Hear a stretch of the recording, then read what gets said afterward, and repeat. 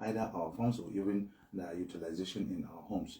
And such activities are what we are going to talk about here, and then the effect of it in the lives of our family, in the lives of our common Nigerian, and the life of an average Nigerian. Because when we are talking about price, food price is something that is evident now in our society. And also when we talk about food availability and hunger is also in our midst, because we'll be reflecting and seeing that some families goes to bed without food. And I know that some of you know that, okay, yes, there are some families either in your neighborhood or whatever, that goes to bed without food. And then how does that feel? How will you feel about that? And then more so, another aspect that we are looking is that okay, price, food price, is it a factor? Is it something that is really affecting us? So thank you. We'll be discussing more on this as we go along. Thank you. All right. And I believe my brother have one or two things to say. Yes, Mr. Yeah, for now, he has said. Okay, for now, he has said everything pertaining to the topic. Let's go ahead with the conversation. All right, I have a few questions, of course, that I wish to ask at this point in time. Now, I'd like to have full information and in-depth analysis on these factors. It has been enormous what you just said right now, that there are factors that really affect families, especially when it comes to food in that aspect. Now, let's look at market food price and family hunger. Okay. What is your take on that? Yeah. At harvest, people tend to have, we are talking about generally to two segments of people. One at the rural farmers and in our society, and also an average individual living or family living in the city, because we are looking at that category or a level of people that we are going to speak to. And not neglecting also the upper class, because the upper class also have the means of buying on this. But when you look at what is happening in our society now regarding food price, you go to the market, the price of the food items that are produced by our local farmers has dropped down. The implication of that is that if a farmer is taking one bag of corn to the market and he is going to sell it at, let's say, 50,000 naira last year, this year now he has to go and take it to the market, and then it will be either 22,000 or 23,000. It means that if he has a need for money, that he is going to take 2 bags to cater for the needs of those of 50,000 naira. So what is the implication of that? It means that his total harvest, you need to look at what he harvested. Maybe let's assume that he harvested 20 bags, and then at the end he need to sell to cater for his school fees, children's school fees. He need to cater for the family, other basic family needs also, apart from clothes, the shelter, the house, and everything, water, electricity bill if you are in the city, and water bill if you are there. Okay, but now to do that, it means that he will now, instead of selling 1 bag, he has to sell 2 bags. What does that have to do? How does that affect his family as an individual in there? Because it means that his food safety net is also reducing by the day, because looking at the number of months that he needs to go before the rainy season comes again. So his food bank is also down at that particular time. And when it is in the tone of maybe community, individual or families within the city, it means that an average worker in the society will have, maybe let's say his salary is not going to be enough to cater for his basic need, because the price, though the price is low to him, but it means that he also needs to know how to manage that his money to make sure that this is. If the farmer did not take it to the market, an average city person will not be able to buy it. He may be happy having it, but at the same time, he is also at the detriment of the farmer that is cultivating the crops during the rainy season. Okay, Let me hold. Yeah, that is actually centered on market food price and family hunger. Now, what is the comparison with looking at the overview of what is the harvest management itself? Okay, for harvest management, you see, we have a program that we call post-harvest management. Okay. And this post-harvest management has to do with a way in which you manage what you harvested throughout the year, so that you have. It is a known fact that farmers know that, or farming families within the rural communities know that there is a gap, there is a hunger gap between May, June, July, where food scarcity is eminent in the family. So for us to cope with that, and then maybe to develop a coping mechanism for these people, at Harvest, we have a program called the Cereal Bank. What the Cereal Bank does, it means that it's just like what we have in our society.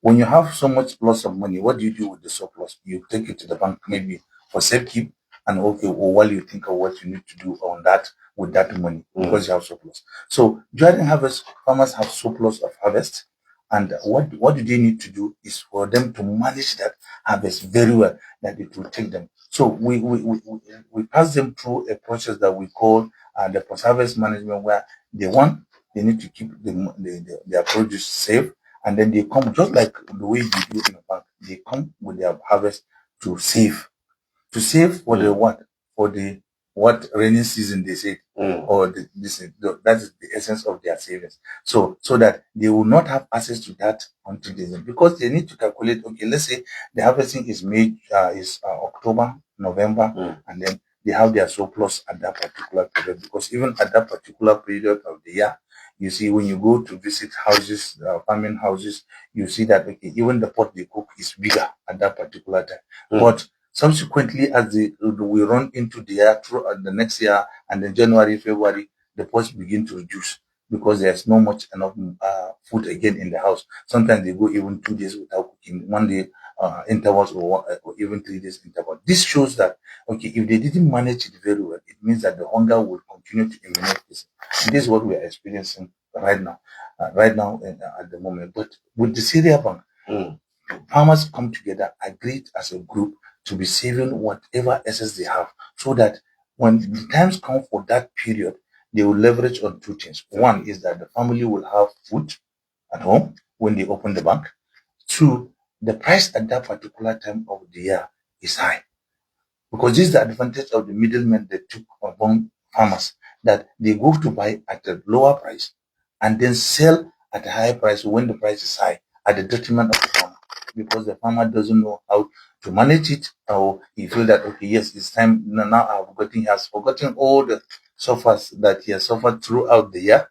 Now he's selling it at a cheaper rate during harvest, because everybody is bombarding the market with his own produce. But for us to do that, we now sensitize them to understand that what you are doing has a repercussion on you subsequently in the year. So what you need to do is for you to make sure that you manage it, and then so we teach them how to take care of this with what we call the superfood.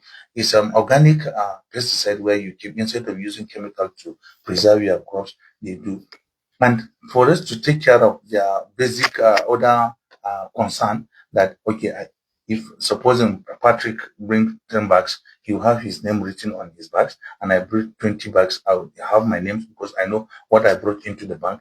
Just like an ordinary bank, we are not going to be saving the same thing, because our capacity is different in terms of what we produce, what we got, and others that happens. So with that, it helps them to cushion the effect of that food, because family food is very severe, and the hunger is what we are trying to fight, because without food, everything is just down. Okay, Mr. Patrick, do you have any other input to add to that? Apart of what my HOD have said, I want to talk about the effect of high price of food on family. If the price is high, Yes, the family lose the purchasing power, and which affect the whole family. And another point of the high price of food, it causes malnutrition to the family, because the family tend to reduce the amount of meal that they take. If they are taking food 3 times in a day, they tend to reduce to twice or 1 times in a day, which affect the family. And in terms of education, once a child went to school hungry, it affects his assimilation of what the teacher is teaching him. Thank you. Okay, you're still listening to the program State of the Nation, but today, like I said, specially sponsored by Hope for Village Child Foundation. And in the studio this morning, ladies and gentlemen, I have Alhaji Sadiq Bako, and of course, Mr. Adam Patrick, and of course, IT man, I call him Emmanuel Yusuf Yami. Together, right here, we're flourishing on this wonderful moment. And our topic of the day is human activity for food price and family hunger. But the main objective is simply to actually reach out to rural farming communities and, of course, politicians and the government officials, not leaving out community leaders and general public, especially Kaduna and surrounding communities, and also to sensitize the public about human activities as it affects agriculture and family food supply, to also educate families on harvest management, just like Alhaji Bako has actually emphasized on that aspect of what importance it is to have harvest management. And now I still want to ask one question. Now, let's look at the environmental factor, especially environmental changes and their effects on agriculture in our society. Okay. All right. Let me start by stating something. Yeah, all lives depends on the environment. Both human, animals, and also the crops we grow depends on the environment. Ideas, some of those things that we do as human beings that affect this environment, where our lives depends on. Yes, there are. Some of them are positively impacting, and then some are negatively impacting. But let us start with the negative impact of our activities that we do. One, as a farmer, we tend to engage in bush burning, which is directly affecting the ozone layer, and then affecting the entirely the atmospheric oxygen and everything that we tend to have. And also, it helps it contributes to killing of some of these microorganisms in the soil that are beneficial to our crops. And it tends to deplete also the uh, soil matter. That means the organic matter on the top of the soil. It tends to destroy it also. Another very critical issue, or a very critical activity of our farmers and people, is the fact that cutting trees. This is so eminent, it's so pathetic. But when you look at it, you may say, okay, no, we have people that are engaged, that are doing viable business in terms of that, because they are now gainfully employed in a way. But we forget the fact that the harm they are doing to the environment. For example, we expose the soil to erosion as we cut down trees. We expose the area generally to heavy windstorm. We expose our soil also to desertification, which means you don't do. And one pathetic or disturbing thing is that we cut down an average of a bag of charcoal. Now, you need to cut at least 1 to 2 trees for you to make that one. How many trucks do we see carrying this charcoal? Who are these? Are the people making them? What are they doing to the environment? These are some of the things that are contributing to what we are experiencing now. Generally, I would like to ask people to be honest. We normally have this harmattan, most especially around October and November, December, and then January it will be more worse than it is. Now we still have harmattan. What is happening? That means something is changing our environment. Something are changing in our environment, and then what do we need to do? We need to do something to address such kind of thing. But before we go that, so now all these activities that we do, what do they have? The effect they have on the soil lead us to have low yield in our farming. All the farmers this year will agree with me that not everyone make profit out of it. Forget about the fact that okay, fertilizer is high, fertilizer is this things, and then the rainy season is, well, I would say we have a moderate rainfall that will survive, but still when you notice there are some things that the yield that we are getting is low. And now we cannot grow our crops without adding fertilizer or everything. These are some of the human activities that we are talking about, that this is because one, we abuse the use of chemical fertilizer. We don't go by the directives that is written in this, even if we must do it. But we are even against the use of these chemicals excessively in the soil, because they tend to deplete the soil, tend to go into the crops that we eat and others like that, and which is causing a lot of sickness in our body, which we don't know, because we don't follow the directives of what you just said. And then we also don't not only with the absence of some are doing this thing because they are ignorant of it and they don't know how to go. But we have service providers that just what they are interested is for these farmers to just go and buy what they are selling. So what we need to do, or what we are talking about, is that those negative aspects that we are doing in our society, in our land and everything, is what is causing this family hunger. Because if you are expected to have maybe 20 bags of harvest or corn, then because of the activities that you do and others like that, no organic matter in the soil, you don't have capacity to apply much fertilizer as you want, the yield will automatically go down. Okay. And then because you expose the soil that okay, all the soil nutrients has gone, everything is gone, you need to replace it.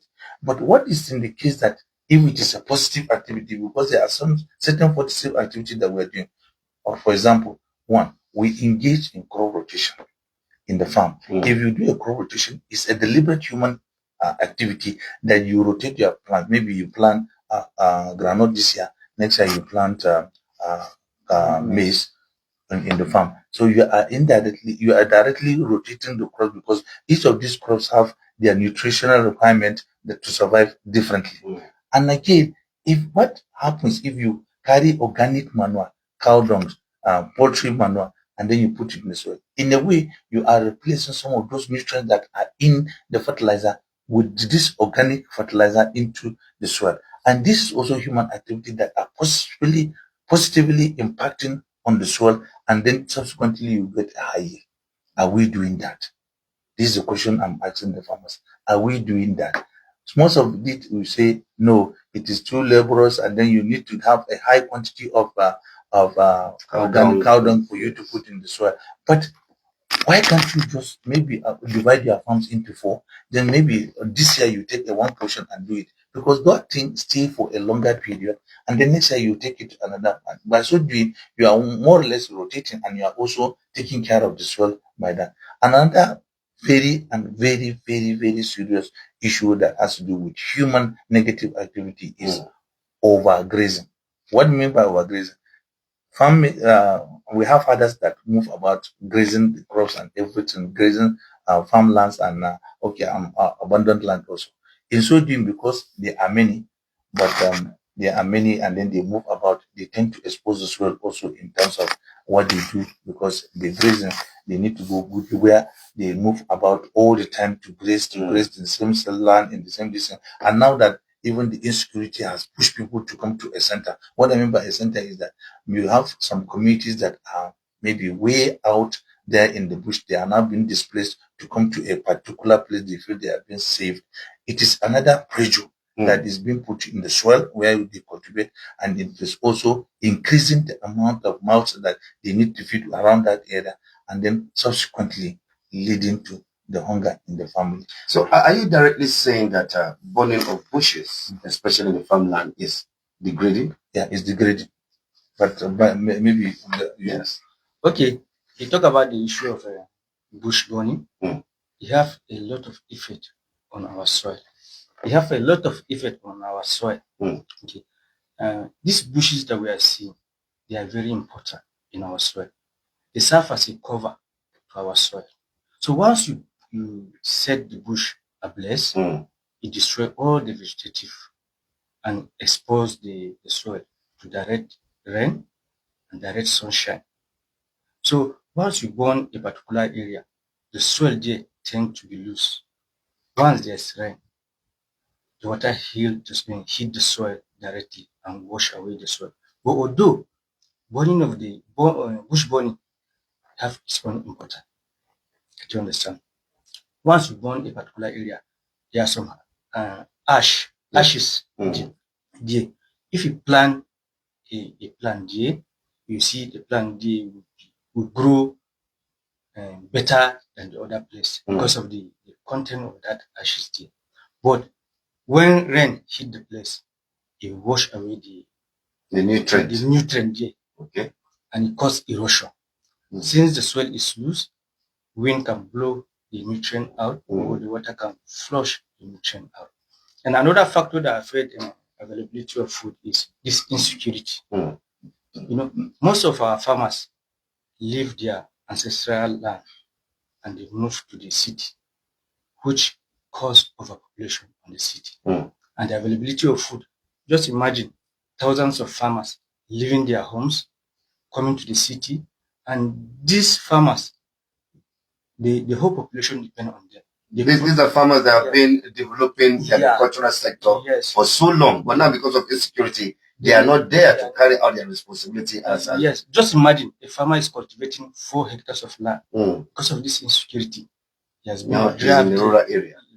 He's only managed to cultivate 1 hectare of land. You see, that affects the availability. So seriously.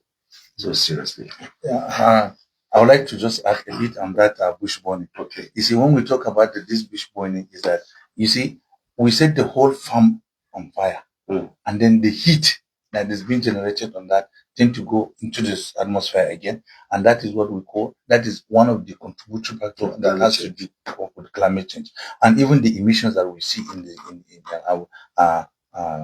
with our vehicles that we use, and there are a lot of exhaust pipe, this carbon monoxide that is being exported into the atmosphere. So all these are contributing to what we are experiencing now, the climate change that we are experiencing. There are so many other factors, but we are mostly concerned with the activities of our human beings that we are doing. There are some natural ones, but mostly what we are seeing now is the man-made kind of a thing that we need to do something about them.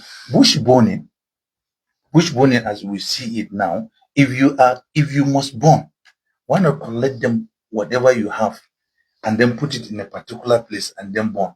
Because there are some stubborn weed, instead of burning randomly and then setting the whole farm on fire, and then it will all goes. But if you can just be so particular about that portion that you do, that one is okay for us to say, okay, no, that you can burn it, because you cannot, not everything that is going to be is degradable when you leave it on top of the soil. Okay. All right, you're still listening to Hyai FM 89.5, Kaduna, Nigeria. Hope for Village Child Foundation are the sponsors of today's program. And we're looking at on agriculture, especially on human activities, food price, and family hunger. I have in the studio, like I made mention earlier on, Alhaji Bako Sadiq, and of course, Mr. Edem Patrick. Okay, quickly, I just want us to put up this question so we can answer them quickly before we put up the lines open. Now, before we call for action, I simply want to look at this issue that what are the human activities that affect availability of food in this society? Okay, as we earlier mentioned them, we have insecurity is one of the major factors that affect availability of food, as I earlier explained. And we have this bush burning, we have deforestation, that's cutting down of trees, and we have poor agricultural practice. Okay. Use of, depending on using purely chemical instead of using mixing organic and inorganic fertilizer. Because in the discussions of from Alhaji Sadiq Bako, he has actually given the overview of all of this. But we want to look at it tactically, especially when it comes to affecting a citizen in our community, because I want to look at the relationship between cutting down trees, bush burning, and environmental changes. And he has stated a lot. And you just buttress and give a little update. But to the layman, where can we fault him in all of this? Okay, let me chip in something here. You see, to a layman, whatever we see, most especially the city people, and even let me talk about the deforestation, that means cutting down of trees. We depend solely. Now, when we look at source of energy for cooking, what we have is only we rely on the charcoal and everything, because not everybody can afford the gas that we are using now in our homes. But you see, and as I said earlier, this cutting down of trees, we are now in our own area, in an area or in Kaduna State entirely, is seen as a lucrative business. Lucrative in the sense that when you look at the number of people that are employed within that value chain of that charcoal making, you see that, okay, the number of people are so high. Because when you look at the communities cut down trees, burn it to come to produce charcoal, and then other people go into the community to buy, transport it into the city, At a point in time, I was sitting in a particular place, counting the number of vehicles that I see with charcoal, bringing it into the city. I counted more than 100. Whoa. At the point. And then the minimum number of bags per truck is 20.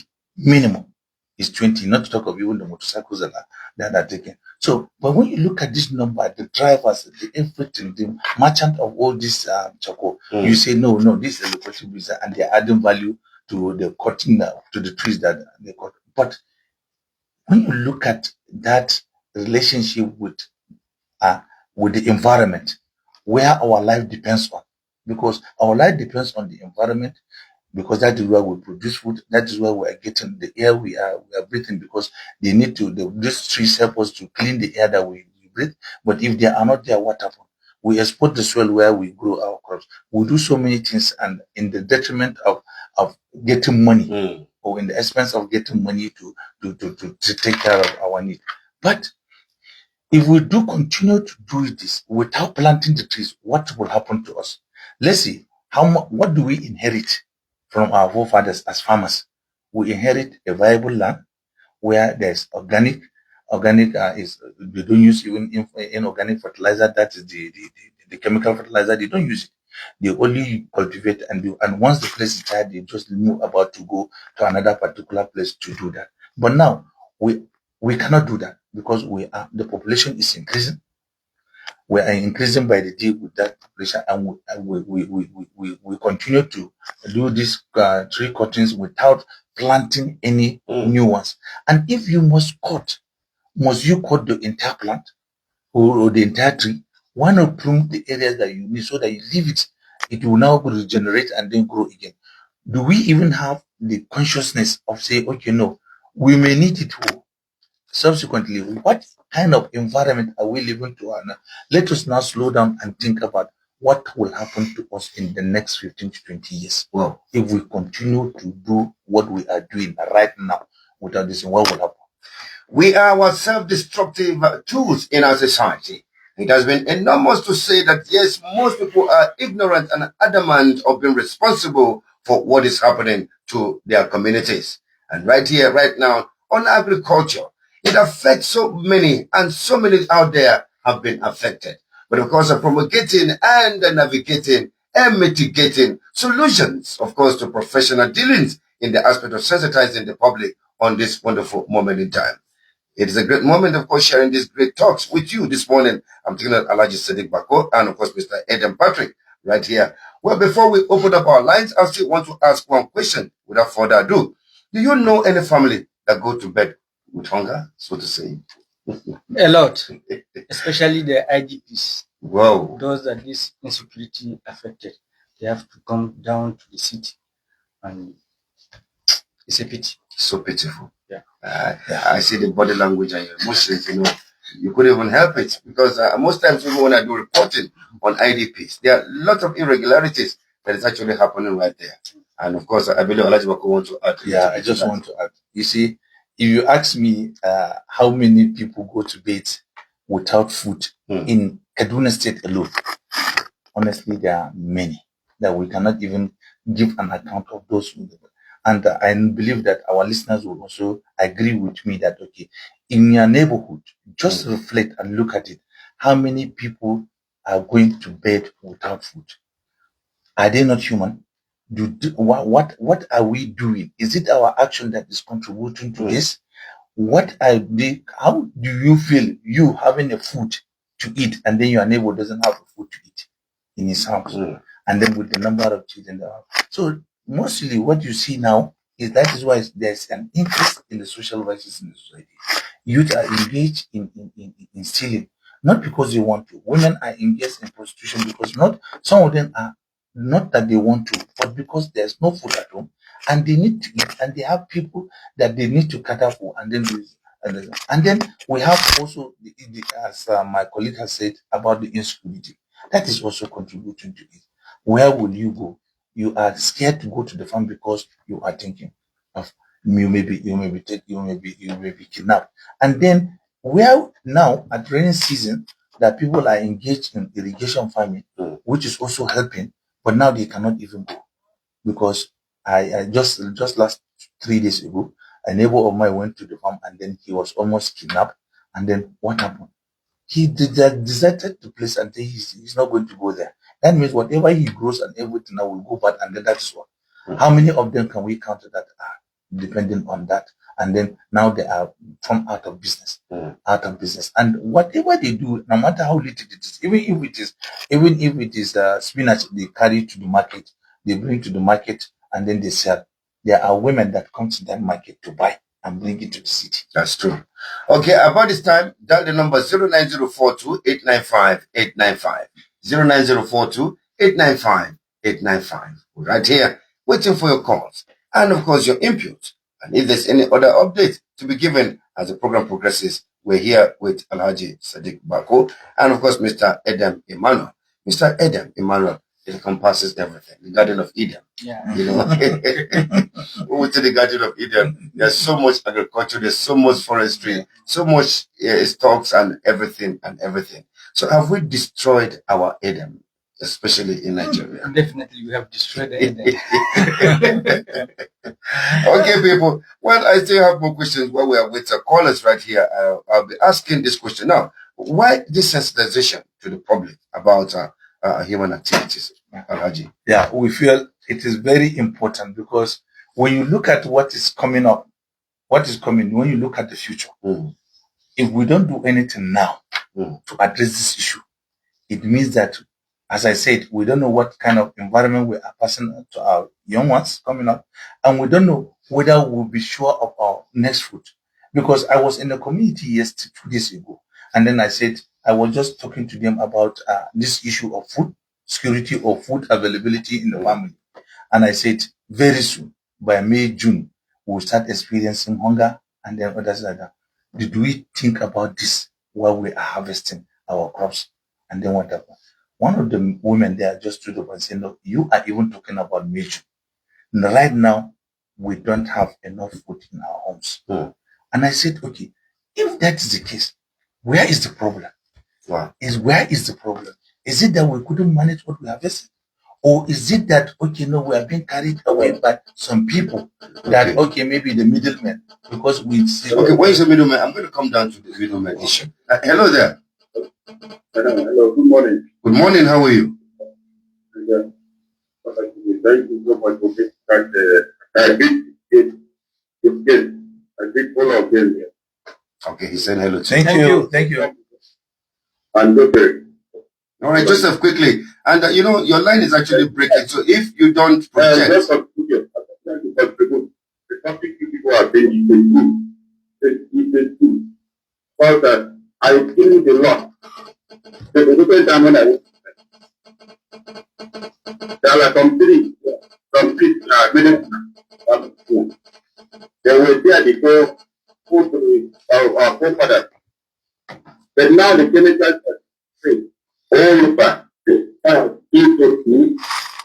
they went there, hopefully see them again. All things are in our environment. Even those trees that we are using to eat everything, they have their own movie, for our own, they are to eat them all. Have to look for each that if another is bad before I put come on, you have a book. So all those things, and that means a friend and on there thinking that going to go instead of hearing the plastic and thinking that there to try and by the time we want to farm on the ground and some other the on the ground and the ground people that are another fertilizer for our so thank you, God bless. Okay, thank you very much, my brother. Though your line was actually breaking, we'll find it difficult to actually get some of the points. But then, from all indication, is actually in support of the talks on sensitizing the people about cutting down trees. But it's actually projected that some of these trees are medicinal. Exactly. That is what I just want to chip in. Yes. And I like his contribution because most of this, as he said, that these are trees that are medicinal, but because of our human activities, we tend to destroy them more. and they are no more there to give us that medicinal value there, because we use chemicals to destroy them, and then we also. So these are all part of human activities. So as we talk about, okay, let's take this call. Sorry. Hello there. Hello. Good morning. How are you? I'm fine, thank you. Yes, who's on the line and where you calling from? My name is Tony. I'm calling from Kaduna. Okay, Tony, make it clear and let's get to hear you. Yeah, can you hear me very well? Yes, please. Go ahead. This topic this morning is very essential. Thank you. Very essential to all of them. And I want to thank everybody in the studio. thank you. Your guest there had already analyzed the importance of agriculture. And the area I want to contribute is this. I'm a practical example. I practice farming. And some of the factors that I think the right to impact the market is human-made. Man-made in the sense that you will suffer to go and farm in a very distant place. For instance, about 2 weeks ago, I planned at Programon. And I think about 2 months, I planted corn in the first phase. All were eaten by the cow. And this cow, human being that dried them up. I didn't give up. I went back and planted me. In fact, if not because my phone was failing, I would have said the people to me. The group was very okay after that. Unfortunately, at the point of flowering, one very focused on it. The Fulanis, they went there with the and ate up 10 plots. The villagers around there, their boys ahead there, they told me, they said, oh God, the beans have been eaten by the family. So in that fact, what will you do? What will you do? Before the money I go to invest in that place, I never gave up. The second year, I said, let me change crop. I planted a bean. They don't really eat that bean. But do you know, very close to harvest, they were using the cattle to pass the farm. And that was how, if you go there, you still see of the agriculture on the ground. What will you do? Okay. Okay, Mr. Tony, yeah, I know that this is more like a report now.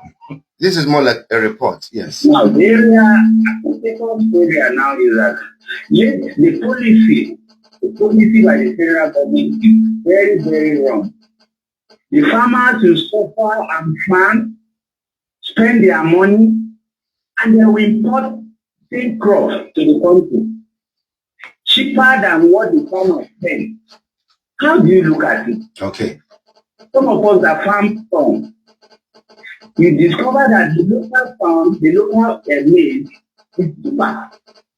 You cannot recover. So what I want to say here is that if the policy goes down to the subsidy, like they don't subsidize the inputs, insecticide, fertilizer, and all whatnot. Okay. If not, all right. Continue having issue in the food. All right. Thank you very much, Mr. Tony. All right. Good morning.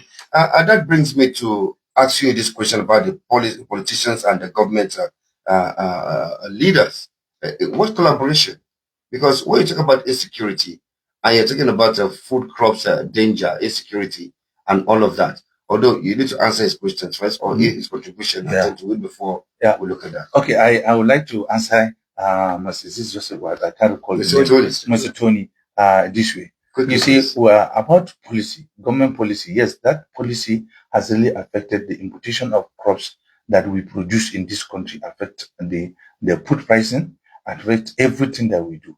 But what contributes to that? Is there angle that the government is looking at that warrant them to do that? Is our complaint. All the time there is hunger. We always keep saying that there is hunger, which there is no hunger, but we are going to experience hunger subsequently. And then that makes the government to go and import. But instead of the government also, you know. Okay, but just stay on the line 1 minute. Okay. Yes. Okay. Can you hear me? Yes, I can hear you. Okay, quickly, please summarize your questions, or if there's any input, just make it fast. I want to join the government has to in the sense that they are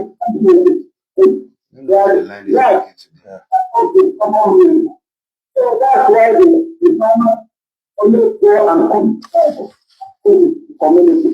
And the people that are here, honestly, they are not.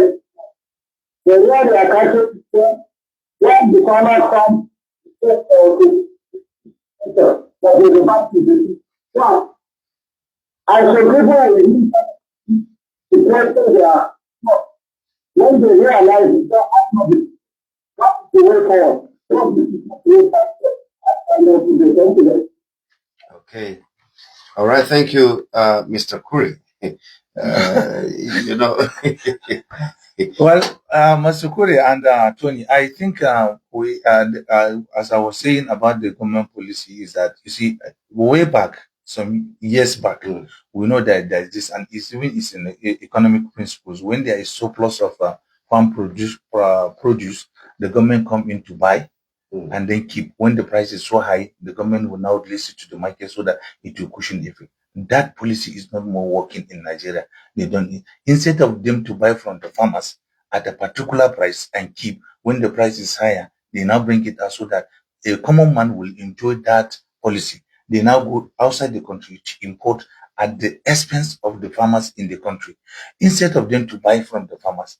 Now, there's factories, there's also so many industries that are in need of this produce. But still, you see, who is supplying these industries and everything with the produce they are doing? We don't know. Yes, they imported the crops into the country, they crashed the price down, but still you see companies going into the place because the price is low, they will not buy and then take it to their industry and process it.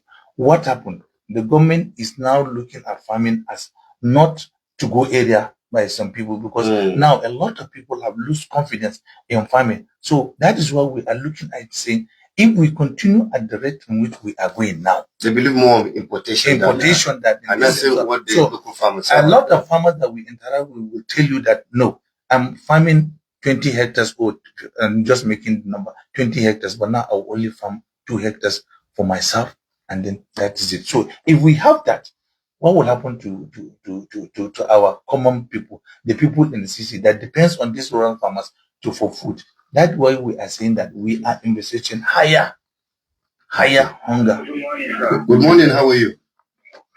Yeah, I'm fine. My name is Gregory from Sabo. All right, good. Quickly, I'm listening. Yeah, what you gave, the two people have said in the studio, they have said a lot. My own now, let me say my own. If the federal government will say I should go and farm, I need something that will let me easy the work I want to do if I say that I can bring the farm products. Because I don't see any doctor. There are some doctors that they used to farm. They're going to go to the hospital and do their work. But they are sick for it. What of the farmers, they go and farm, try to put this in order, do the masara, do all the things and everything, and he has a hope that this thing is going to yield well. Then the Fulani will come with their cattle, because the cattle need grasses, not that product. It's grasses they need. But they will come with their cattle in large quantity and it's for everything. After it's sleepless night. At the end of the day, I cannot do anything. If I talk, they will fire me with guns.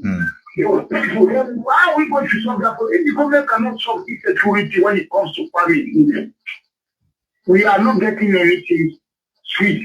And nothing is good will come out from this thing. I'm saying the reality, and I'm not happy about it. Maybe you tell people to go and farm. At the end of the day, they will go to try to farm. You give them the ground, and the fertilizer is gone. And you cannot get anything at the end of the day, and they have to kill you and you have to go. Then what is the essence of going to farm? Everybody will hunger will enter everywhere. That is the truth. Okay. About it. Thank you. All right, thank you very much. Wow. Yeah, you are right. You are right. It's a big one. It's a big one. And you see, that is one of the things that we are looking into to say, okay, now we have to tell ourselves the truth. Okay, sorry. Hello. Hello, sir. Good morning. Good morning. Quickly, please. Your name, where you calling from? Are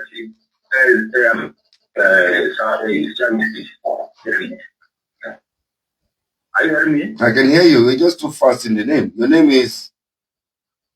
Jarvis. All right, Jarvis, please, quickly.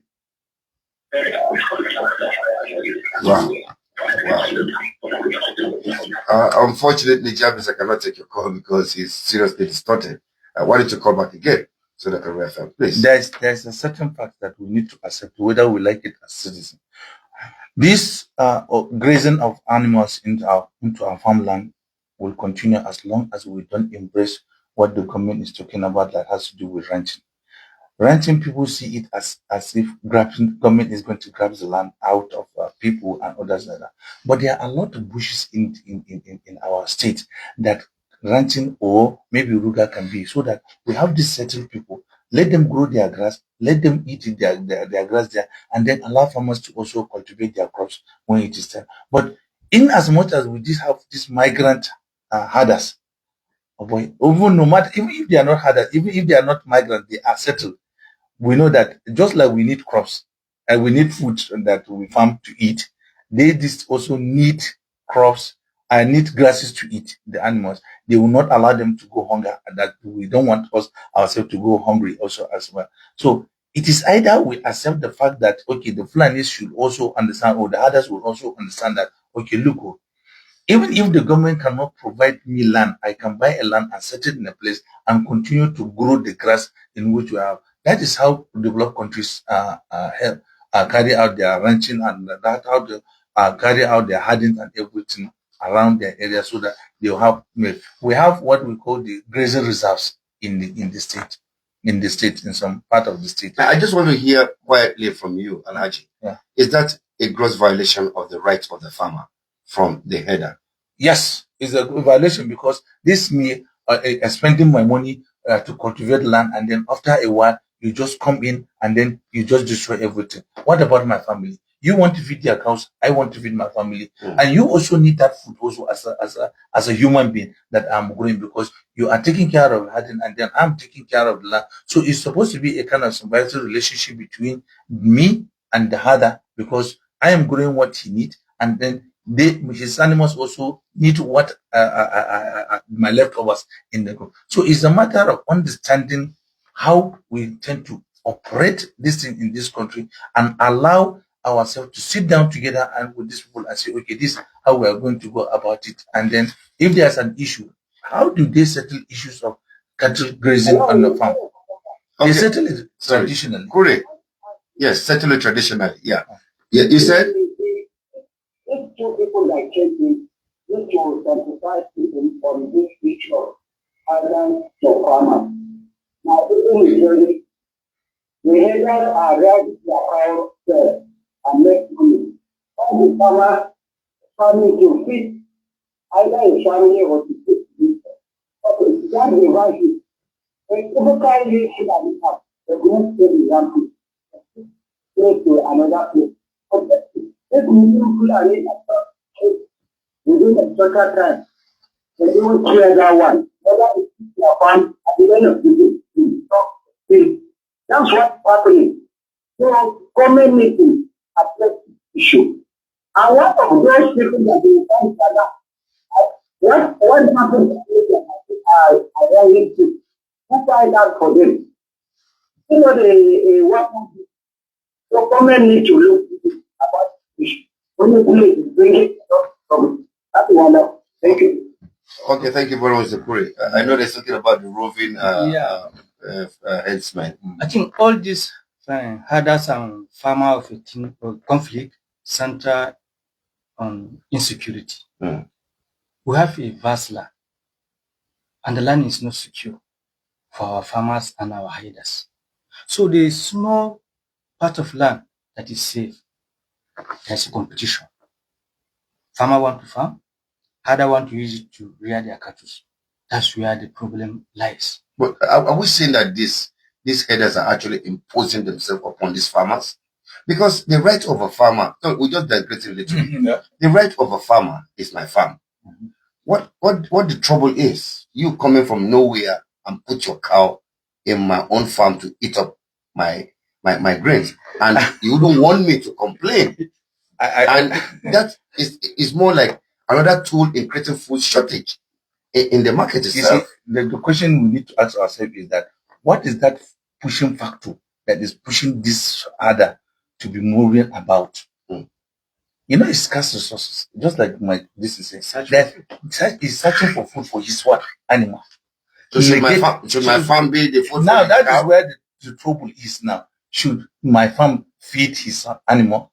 Don't we have bushes? As he said, the bushes are not safe, and the little land is now competition between the herders and the farmers, and then they are competing about what? The resources. But when you look at years back, because I always like to reflect years back, there's this good relationship between the farmer and the herder. What contributes to that is the fact that the traditional system of handling dispute also helps. Okay. And then when a new migrant farmer or migrant herder came into a society, he is known by the leadership, the traditional leader of the community head, understand that, okay, no, somebody has come in.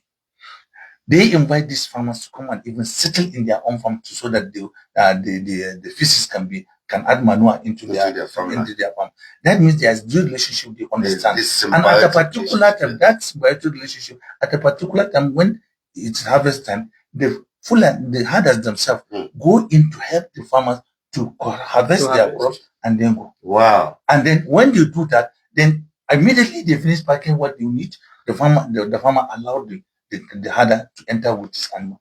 Now the reverse is the case, because there is something that is pushing them away from where they are to a place where they think is safe. And then now most of these cattle routes are also either turned into houses or turned into farms, or those that so they don't have anywhere to follow. It's quite diplomatic. It's a lot of things, and that also subsequently add to the issue we are talking about: food, hunger, and food price, because they need to in our society, because we all need it. We need meat. We need all the milk. We need everything that to make us survive. But how is it? But I would like to also add something to this that needs to do with this cutting down of trees. Government made policy without adhering to the policy. There is a policy in Kaduna State that talks about the penalties of cutting trees. What is it? Making charcoal. What are those things?